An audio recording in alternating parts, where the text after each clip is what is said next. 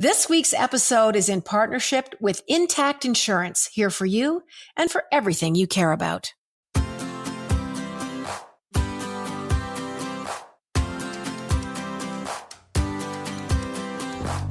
Welcome to the Jann Arden podcast and the fourth installment of our very special episodes that we're going to be having for you this summer. You've listened to three of them. This is the fourth one. And not that we're saving the best for last, but we may well have. Media mavens and media icons. These are people that have just changed the way we think, the way we see the news, the way we look at science. Robyn Doolittle joins us today. She is an investigative reporter and an author. And boy, this young woman has got such a bright future. She's so interesting. I really love talking to her. Ziya Tong, author of The Reality Bubble. She makes science. She makes climate change. She makes things that are happening in space accessible to people like me who don't always get it. She is so interesting. She's so kind. She's an animal advocate. And if you haven't read that book, The Reality Bubble, you must. Ziya Tong's with us today. Meredith Shaw. She's a staple of The Social, The Marilyn Dennis Show. She's a fashionista, I guess we call them these days. She is an amazing, amazing person. And she used to be, and she still is very much involved kind of in music and singing. And she's got a hell of a voice.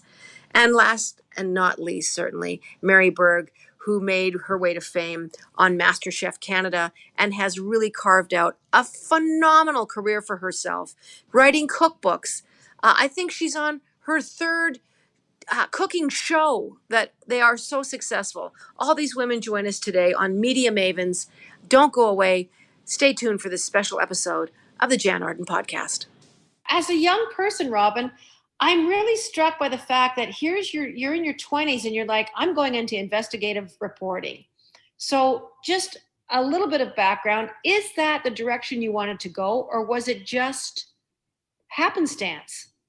Was it just, this is an opportunity I have. This is happening right now. This is what I'm going to do.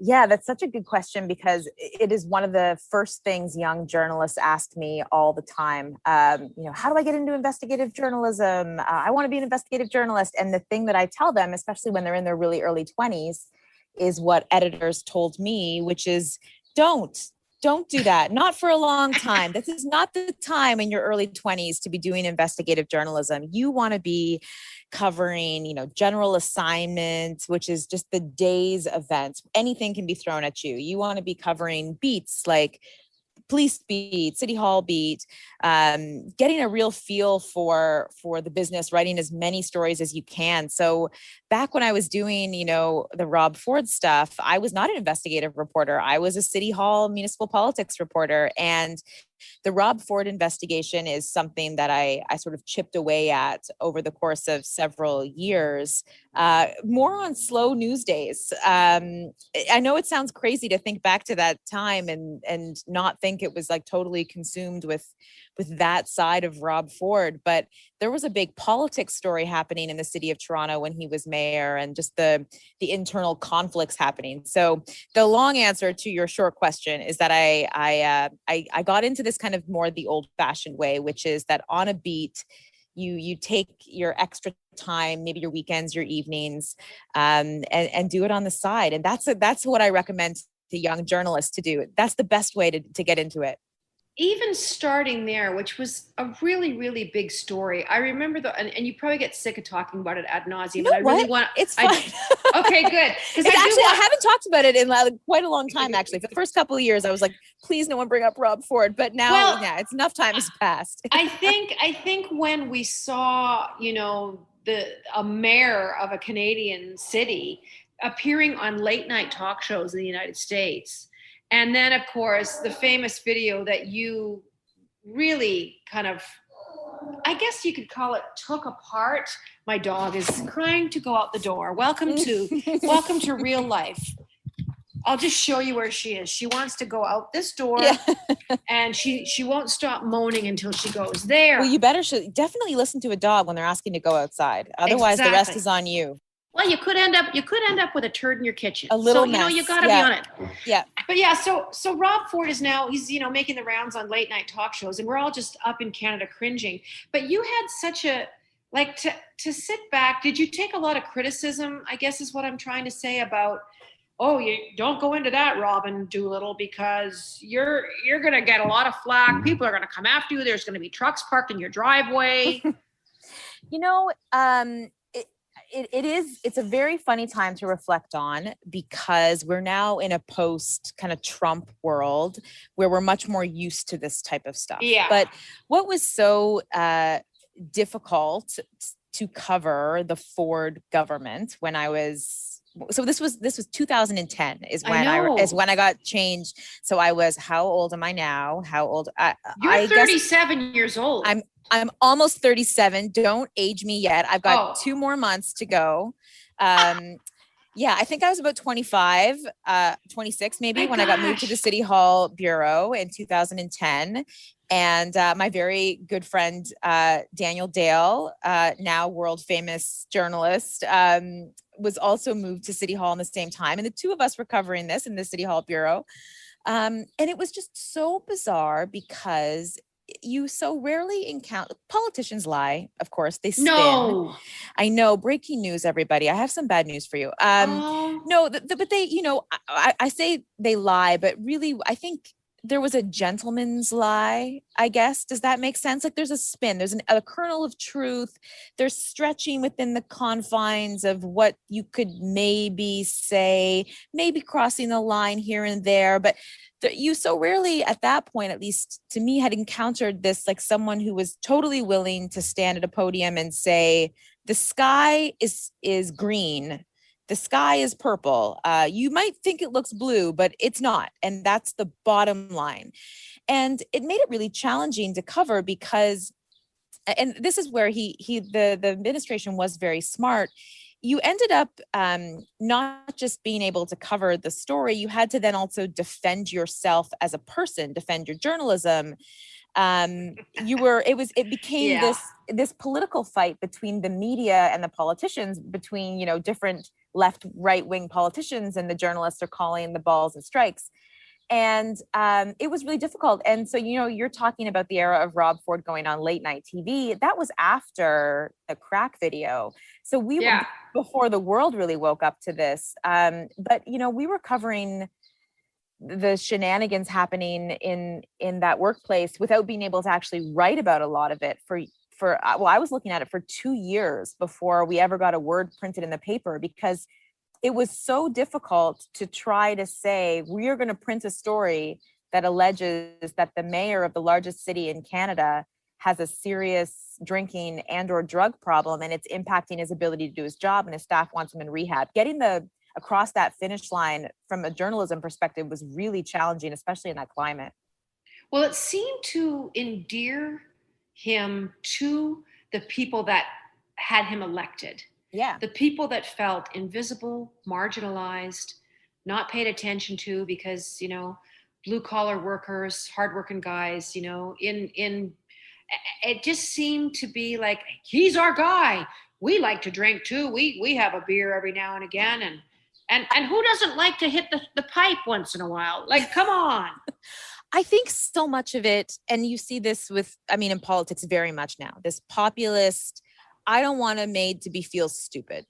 Like and you see this with COVID so much right now. Yeah. People, they just don't like these, fancy pants people telling them what to do or how to think. I think because, I don't know, it's an interesting reality to live in, because on one hand, if you started from scratch, you'd think you'd want the smartest, most accomplished people making decisions. Absolutely.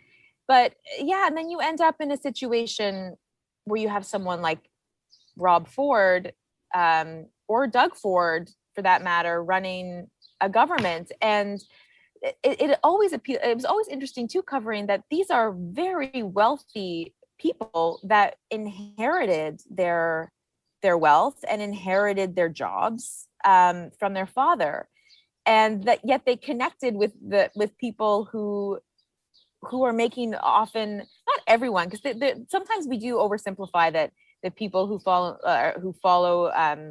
these guys are all kind of working class people. And that's definitely not the case. Like, there are plenty of conservatives. There's a bird attack happening across the street from me right now. So apologies. I love it. Listeners. No, but, you know what? Yeah. Because I think it's great to have this kind of a backdrop with the tone of the conversation, Robyn. It helps people to digest some very hard real live tweeting happening. Yes, that's the birdie internet.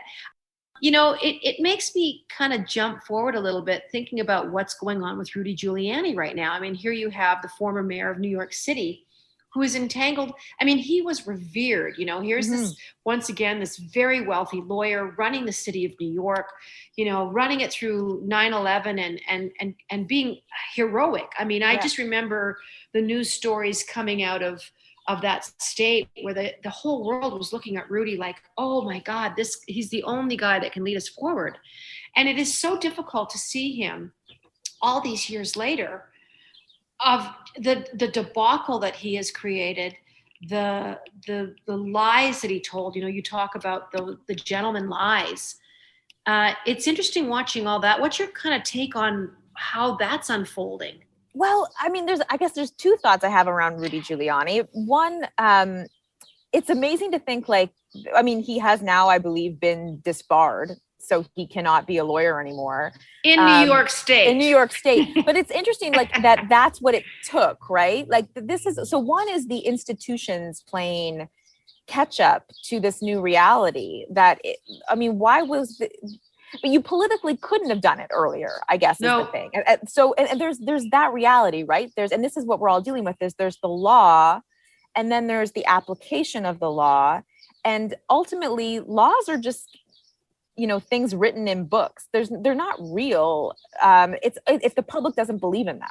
Thank you for taking time for us. And I hope I can drop in on your life again. And I wish you such continued success. You're fiercely talented. We need your voice, not only in this country, but globally, you know, representing things fairly and having that gray approach to finding out, you know, how these stories are put together, and the emotional part of these stories that plays into it so much. Look after yourself. Enjoy your summer. Thank you. You too. And I hope to see you in person soon for like an iced tea. I'd love that. And I'll be your source in the music industry anytime, Robyn Doolittle. I will be your inside source. Thanks, everybody. Not to freak you out, but things go wrong all the time. Accidents, flooding, fires, it's life. Crap happens. That kind of stuff can be hard to control. But what you can do something about is how you deal with it.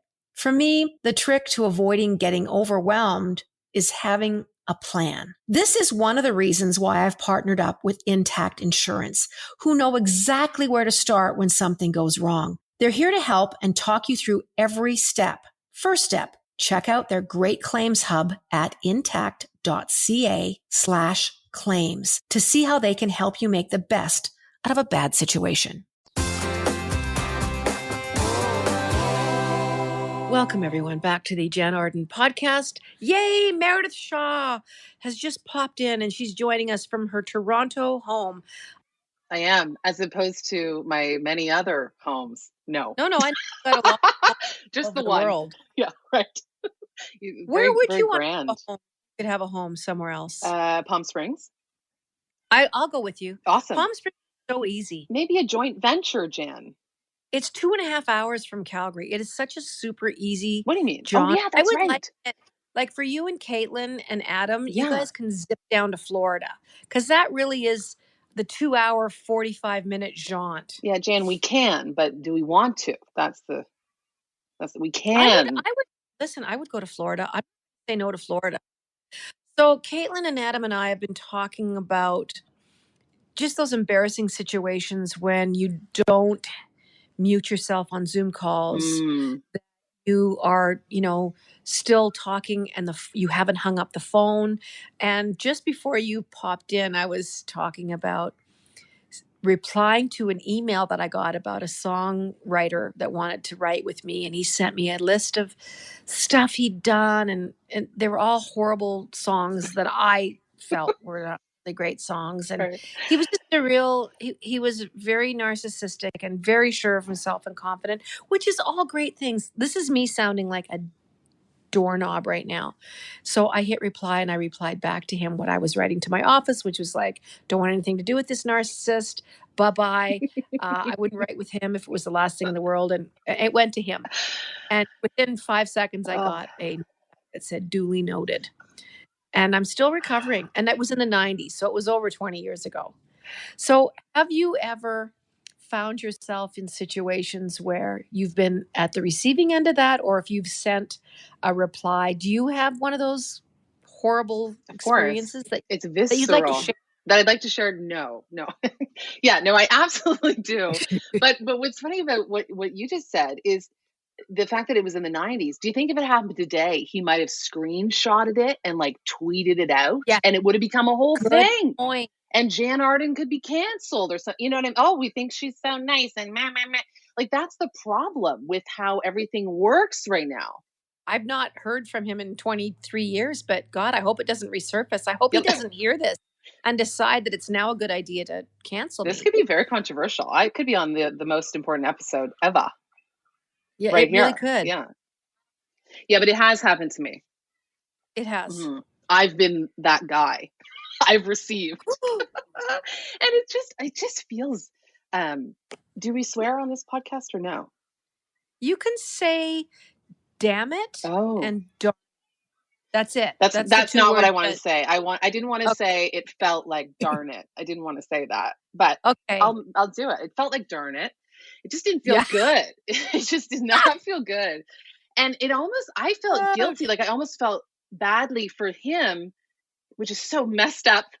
But I almost felt badly for him, being like, if I reply back to him, I'll call to attention what he just did. Maybe I should just let him think he sent it to whoever he sent it to. It was just about I do some voice work for a bunch of stations that I used to try to get my own songs on. And apparently he didn't like my songs, but he thinks I sound okay as the voice of his station. So it was sort of like a diss and a compliment all at once, I guess. Meredith is a wonderful singer, by the way. She's Jann got Arden, a thank you. effing darn it great voice. Thank you. And you are, yeah. My whole stomach just dropped. Like, my whole stomach goes into my throat. Yeah. Whenever you talk about music with me, I can't really compute it all, but thank you so much. Do you know, like, creative people create, and music is so much a part of your story. And it has lifted you over many an obstacle in your life, Meredith Shaw. And I You're think not it continues wrong. to. It's such a huge part of your heart, your soul, how you make your way through your life. And it's something you're never going to get away from. So don't ever think that you are. And there's no time limitations on these things. And I think what we're also finding out as women, as we get older, and I'll include Adam in this, of course, and men as well. But women in particular, I think, get to certain ages where they're like, oh, I'm too old to do this now. Or that was in the past. It's never ever at a point, any kind of job that you want to do, but certainly the arts, where you need to bow out. You don't. This is when you kind of push those sleeves up and go forward. So don't you think you're going to escape that little Well, I life? certainly hope not. I don't quite know how it might weave its way back in, but I certainly am looking for ways. So I appreciate those words more than you know, Jann Arden. And speaking of creative things, I want to just waste no time and talk about what you have been creating, because I'm seeing one on top of your beautiful. Oh gosh. And no, but I think in time for the holidays, we're all looking for ways to support creators, to support small business, to support, and to do something different. You know, gift giving is, listen, I still love a gift card. Don't get me wrong. Anyone that wants to send a $20 gift card to Tim Hortons, I'm available. But Meredith, to make something beautiful and something that's just different and cool. And tell me about what you've been doing. Well, I mean, it all started last year. I really wanted, as I do sort of in my fashion life, I was working with a lot of brands, and I really wanted to focus on working with Canadian brands, with female-led brands, with ethical and sustainable brands. And I wanted to get a little creative. And so I partnered with a company called FemFair, who are all of those things and more. And we make this thing called a mare band, which is a headband that, is Meredith approved and designed. Yeah. And it's full of sparkle and it's comfortable and it just sort of puts the cherry on top of anything you're wearing, even if it's sweatpants or your bathrobe or whatever you're doing. And last year, since so much of holiday was on screen, it's sort of, you elevated your holiday look with just something super easy. It's a fun thing. I thank you for bringing it up. And I'm so proud of the people that are making it right here in Canada. And I do it to support a charity that I love called Girls Inc. They create smart, strong, bold girls. So when people are spending their money, you know, the stuff that goes to me goes to them. So it's just it's a creative venture that works. Where can people find the Mare Band? You can get it at femfair.ca. If you just go to my Instagram, I got links all over the place for you. But yeah, thank you. Tell me about Girl Inc. a little bit more. That sounds like something that you and I could have used at 13 years old. Oh my gosh, big time. They're a North American organization that has local chapters. They almost remind me of, you know, a Girl Guide or a Brownie type of experience. It's really girl focused programming for after school. If, you know, families are struggling, it's programming to create financial literacy, to you know, do body image work. I did a lot of stuff with them when I was a singer, and we would do songwriting workshops and all kinds of stuff. So they just, the girls they create, they really focus on that 9, 10, 11, 12, like where girls start to kind of veer off of just being free and get stuck in sort of what they should be or what people want them to be. And they get smaller and quieter and all that stuff. Girls Inc. steps in to just blow them up. And I love what they do so much. How do you think social media has affected that age group? Oh gosh. I mean, I see it. I'm a bonus mom to an 11-year-old girl and I see it. You know, I've known her since she was 6, 7. And so to sort of see it take hold a little bit and be kind of eyewitness to that process. Because I think people, you hear that, you're like, oh, social media is this big cloud of skuck that you don't really know how to solve or should you abstain from it? But then you kind of lose touch with everyone. Like, how do you manage that? And I think you really start to see the importance of figuring out how you want to participate in it when you start looking at how it affects kids. Because I just don't think we see it in ourselves as much, but I think we are as equally affected. But I think you start to really see it and start to really see how those filters are tough. You know, they're tough to continually see all of those images reflected back with no pores and different noses. And it's a very freaky experience. I want to tell you, keep doing what you're doing, keep being creative, keep using that beautiful voice of yours, both musically and just inspiring human beings in general. You are so supportive. You've always been nothing but kind to me. And I just, seeing you in the building, seeing you on Marilyn or The Social, you frickin' steal every scene you're in. Oh, come on. Thank you, Jann Arden. Being on tour and on TV, writing books and recording and looking after my dog and trying to do my laundry and running errands and man, sometimes life feels like it just never ends. But I'm not complaining to any of you guys because I know you're just as busy as me, if not more so. We all deserve a medal. They could give it out each weekend after we successfully get through another week. Luckily, my pals at Intact Insurance are on the case. When you need to make an insurance claim, they guarantee that within 30 minutes, 1/2 of an hour of answering your call, one of their representatives will start your claim. And that's pretty great. Find out more at intact.ca/claims.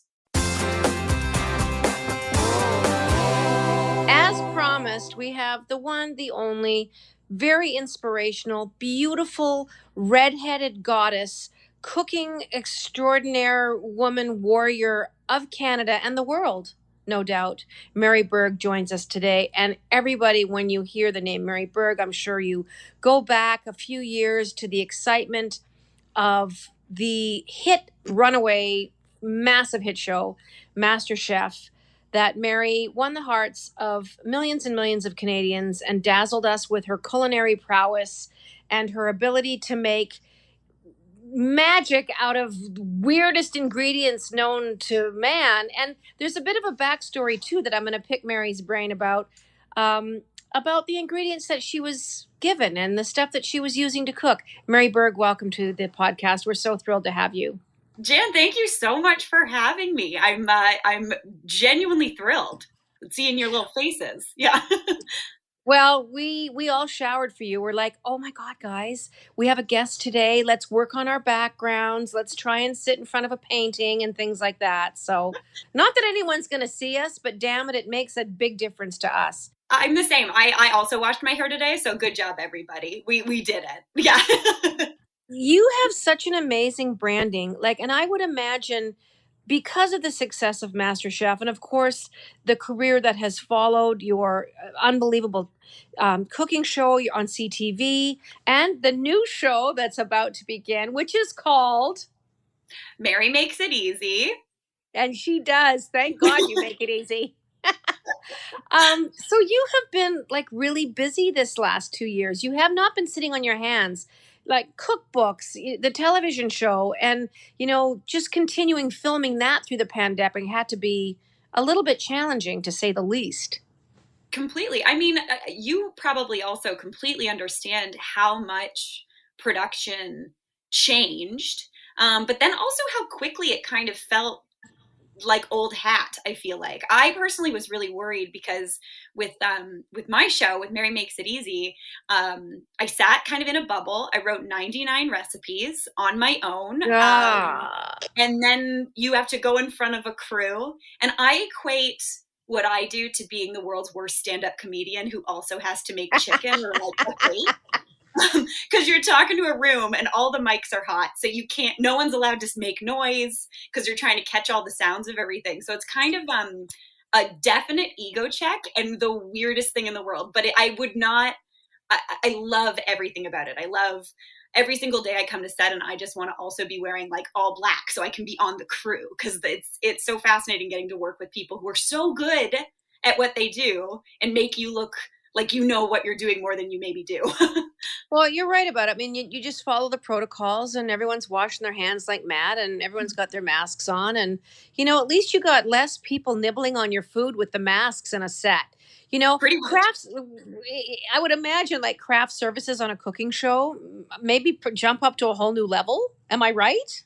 No, honestly, we all go hard kindergarten snack. I think everybody just wants cheese cubes and cookies and juice boxes. It turns into we're 4 years old again. And when snack time comes, it's just very, very basic snacks because all we're doing all day is cooking really good food. And typically, people can snack on things and we kind of share it around and we make enough that basically everybody could take things home at the end of the day.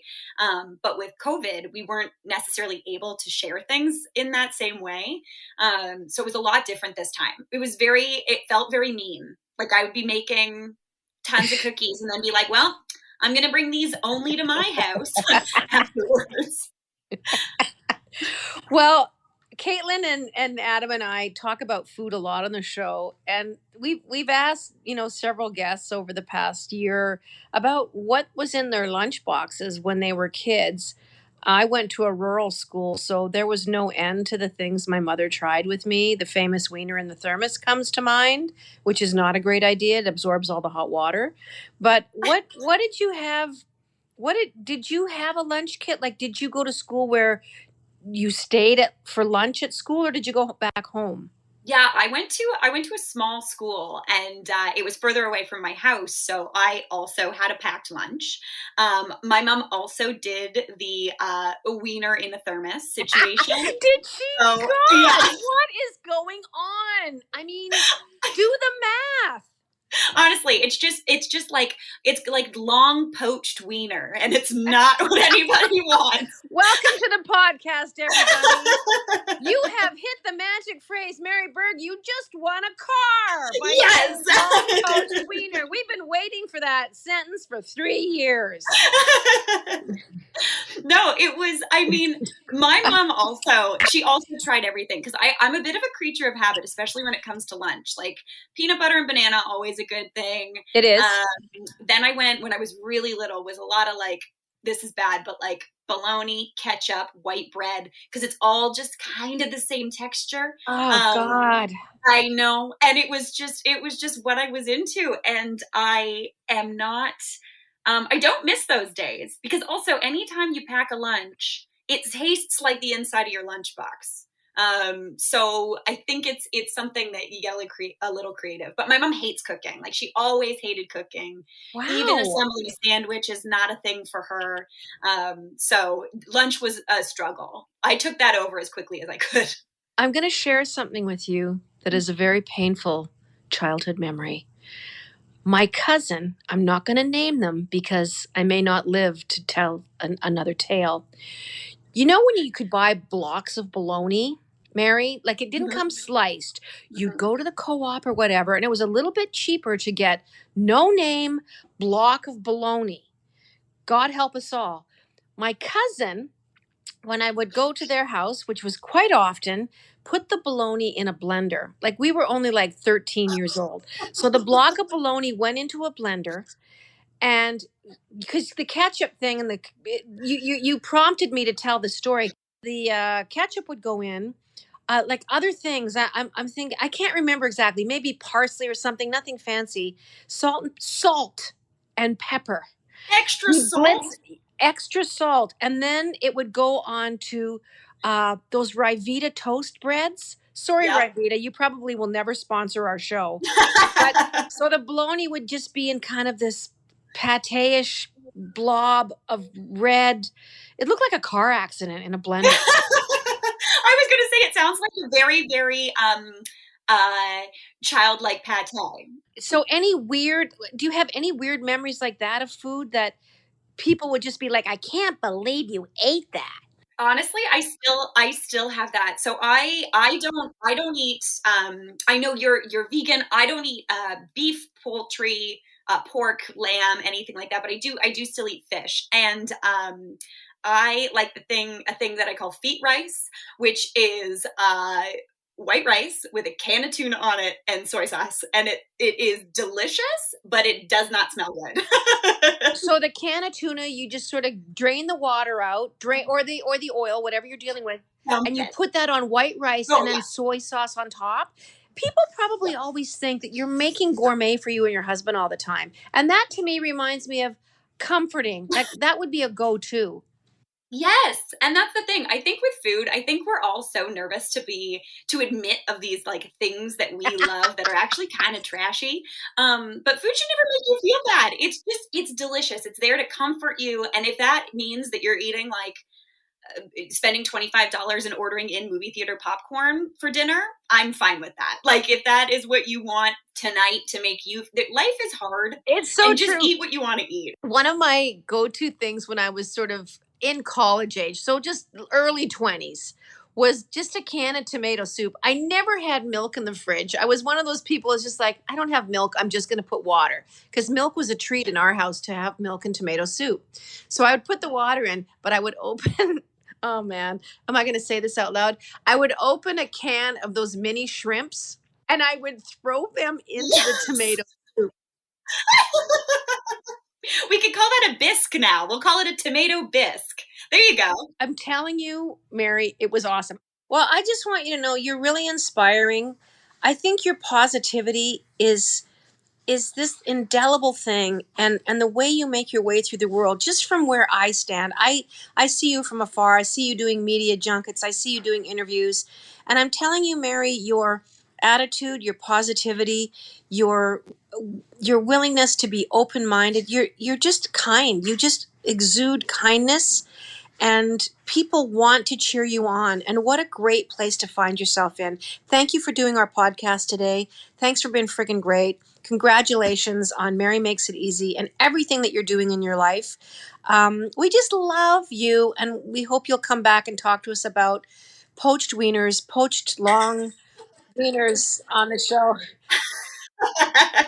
Anytime.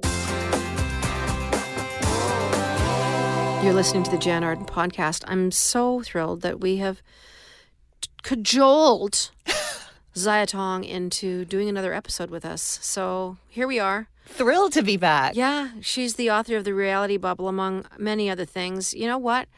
Google her, Ziya Tong, and find out all the stuff, because I don't want to waste 1 minute going through all her accolades. Last episode, we talked a lot about food and being vegan and all the wonderful choices that we're being given now. And actually the freedom to be able to talk about food without doing it in dulcet, hushed tones. Yes, without being muzzled. Why do you think there's a reluctance for people to talk about our food sources, where we're getting it from, and changes that we're making? It's so weird. Is it the big industries? Is it the big protein farmers that are like, no, don't talk about this? Well, I mean, it's amazing that I really feel like it's a gift to be able to chat with you about this, because let's be honest. I mean, a lot of the media is sponsored by advertising, and it is really hard to talk about. We have no advertisers. Oh, well, there you go. This is, But typically, if you're going to say anything that counters any sort of industry, then it makes it hard. I mean, that's the reason why when people are like, why don't we have all the climate change news on? Well, guess what? Most of the ads are sponsored by car companies. So that's been a challenge for a long period of time. But the second thing, of course, is you're talking about stuff that is kind of, it's like a horror movie, and not everybody likes horror movies, taboo. right? Yeah. So a lot of people are like, that scares me. I don't want to go there. I think what happens for me when I've done any social media about, showing different products on my Instagram feed, or I found some really great vegan mayonnaise, Hellmann's makes a killer vegan mayonnaise. Yes, it sure does. And it's a massive company but the store that I go to, this little country store, said, we can't keep this stuff in. It just flies off the shelf. That's fantastic. It's just, some people just had egg allergies, so they've been waiting all these years to have mayonnaise, and it has nothing to do. They probably go home and eat a steak, but they're allergic to friggin' eggs. Yeah.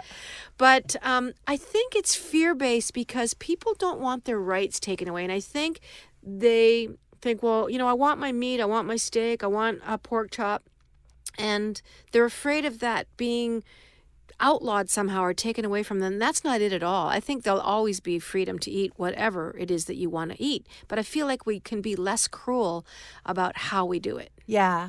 I think I have a thought here, which is going to sound slightly tangential, but I'm happy to share it with you if that's okay. I think one of the things that animal rights activists are seen as activists. And activists are typically these people who take things away from you, right? Don't do this. Don't, make sure you don't eat this way, or you don't buy this plastic. It's a lot of don'ts. It's a lot of like your mom telling you what you can and you can't do. In my mind now, though, I think what we have to do is reshift the thinking. And that is treat activism as a gift. So when we talk about food, we're talking about all these wonderful new foods that are being presented to people. And that's why, there's suddenly lineups outside of KFC for their plant-based chicken. But I had another idea. I'm wondering what you think of this. Okay, so we know that there's a big climate situation going on, a crisis, right? We've seen 7.7 million people around the world finally marching. We have to make some seriously quick changes because according to the UN, we have 10 years left. It's 2020, right? Starting 2020, we have 10 years to turn things around. And I don't know about you, but when I was growing up in Hong Kong, we had 7-Eleven. And 7-Eleven was called 7-Eleven because it was open from 7 in the morning till 11 at night, right? What a concept. Exactly. And capitalism hadn't crept into the nighttime yet, right? And today we have this 24-hour economy. Well, what would it be like if we started turning off some of that energy in the nighttime so that we could conserve a lot of this energy again? It would be great for all those migrating insects, migrating birds. But what I think would be beautiful in terms of this gift is to give people the night sky back again. And I was inspired by this because I heard this story in Los Angeles in the 1990s. They had these blackouts. And at the observatory up just above sunset, they started getting these calls. And the people started calling the observatory going, what's that big white orb in the sky? And people were freaking out, right? Because they thought this was some sort of alien thing. And they were like, that's the Milky Way. So imagine if we could give people back the Milky Way. And that's how I'm really seeing this sort of activist moment that we're in right now. Let's give people back the night sky. Give them a bit of joy. Yeah, let people sleep at night. Yeah, I agree. this 24-hour cycle on everything, I'm always gobsmacked to even see, like, for instance, the Christmas that just went by. Everything's open Christmas Day. Sure There's is. so many things that are open Christmas Day. And I remember Mom saying, you better get all our stuff by the 23rd, because even in the 24th, when I was a kid, everything was closed. Yeah. I have the grace and the wonderful opportunity to live in the country. I've lived west of the city of Calgary my whole life. I bought land out there. I grew up out there, but when I got old enough to, make my own mind up where I was going to live, I stayed, and I have land west of Calgary. So I see the stars every night. And anytime... That is so rare. I want to come see them. You're welcome. Because I have to make a trip to see something like that now. I, on a regular basis, in the fall, August, September, I'm able to see the Northern Lights on a perfect day. Oh, my goodness. But the stars are something that everyone that visits my house comments about, of looking up and seeing the Big Dipper, seeing Orion's Belt, looking to the north. But I get that. I think the kids are more hip to it, Ziya. I think they want their planet back. Sure do. Greta Thunberg is the tip of the iceberg on how these young people are thinking with food, with the environment, with changes. I mean, they really think we've dropped the ball. You guys have screwed everything up, and now we're left with this. And I don't know if we felt like that about our generation before us. We felt like we were being handed opportunities. Yeah, I remember the first time I went to Africa, and I remember seeing the lions there, and I remember knowing, the lion population is in decline, and I knew that there was, even then, I needed to get involved. I wanted to, but gosh, we had a lot of lions there compared to what we have now. And I think that's the difference. When I was a kid and I went to, I wouldn't go to a zoo today perhaps, but at the time you knew that the zoo animal was representative of millions of other animals out in nature. Not anymore. But today those kids go to the zoo and they're like, wow, this is actually a sanctuary for probably the last of its species. So a radically different time. But the good news is, and I'm not a doom and gloom person. No. Caitlin knows this. I'm like a doom and bloom person. I love I'm it. like, Doom and bloom, get the t-shirt, folks. yeah, no, there's just like so many good things happening now. And I think that we also need to focus and let people know that that's happening. You mentioned Greta Thunberg. One of the things is she doesn't fly. And I was thrilled to find out, I was chatting with Elizabeth May, who's a friend. We went out for dinner the other day, and she's going to do the big announcement, I think, or she just did do the big announcement about the electric plane that is Harbour Air from Victoria and Vancouver Island to I'd get on that electric plane. Heck yeah. It's wonderful. Especially for short hauls. That's exactly right. That's exactly what they're planned for. And a lot of flights are actually short-haul flights. So those sorts of things are happening right now. Big changes. I think there's so many great things coming down the pike as far as technology goes. There's an interesting fact that I did read in your book, though. Like I said, I had flipped it open on our last episode, and I told you that I'd kind of flipped open to a petroleum thing. And what was so interesting to me is that you were taking a quote from another book that you'd read about 3 tablespoons of gasoline and what that comparatively turned into with human manpower. And I was gobsmacked. Can you share a little bit about that? Yeah. Of what it represents and why that energy is so important to think of it in that term. Yeah. Well, I know, for example, that 1 tank of gasoline, 1 tank of gas is equivalent to 2 years of human labor. So when people are like, get your head around that, folks. Yeah. Why are people so addicted to oil and gas? It's because we're lazy. We're lazy. And this freed us of a lot of hard work. Thank you, Ziya, and we're going to have you back. I'm going to drag you in here again. Toodly-doo, everybody. Thanks for listening.